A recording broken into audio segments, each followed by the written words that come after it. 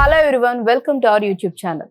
Telugu film ఇండస్ట్రీలో క్రమశిక్షణ చాలా బాగుంటుంది. తెలుగు ఫిలిం ఇండస్ట్రీని చూసి చాలా నేర్చుకోవాలి. వెయిట్ ఇవన్నీ నేనంటున్న మాటలు కాదు, ఒక బాలీవుడ్ హీరోయిన్ ఈ మాటలు అందనమాట. ఇంతకీ ఎవరావిడ అనుకుంటున్నారా? ఆవిడేనండి, సోనాక్షి సిన్హా.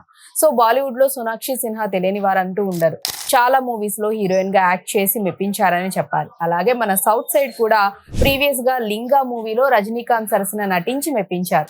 ఇప్పుడు లేటెస్ట్ గా వచ్చేసి తెలుగులో జటాధర మూవీతో సోనాక్షి సిన్హా డెబ్యూ అనేది రాబోతోందన్నమాట.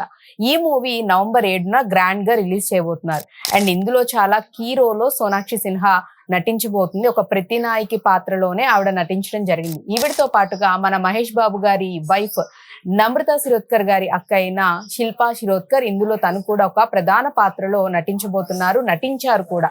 సో ఈ మూవీ ఈ నవంబర్ 7న గ్రాండ్ గా రిలీజ్ అవబోతోంది. సో ఈ ప్రమోషన్స్ లో భాగంగానే కొంతమంది అడిగిన ప్రశ్నలకు సోనాక్షి సిన్హా ఈ విధంగా మన ఇండస్ట్రీని, తెలుగు ఫిలిం ఇండస్ట్రీని ప్రశంసలతో ముంచెత్తారు.